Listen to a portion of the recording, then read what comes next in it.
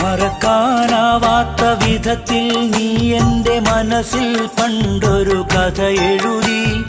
മലരെ നീ അതു വെറുതെ കളഞ്ഞിട്ട് മറയുകയില്ലെന്ന് ഞാൻ കരുതി.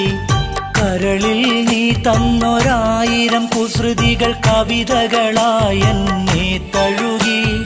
കനവിൽ ഞാൻ നെയ്തൊരാശകളെല്ലാം കണ്ണീർ കണമായി വീണൊഴുകി, കണ്ണീർ കണമായി വീണൊഴുകി.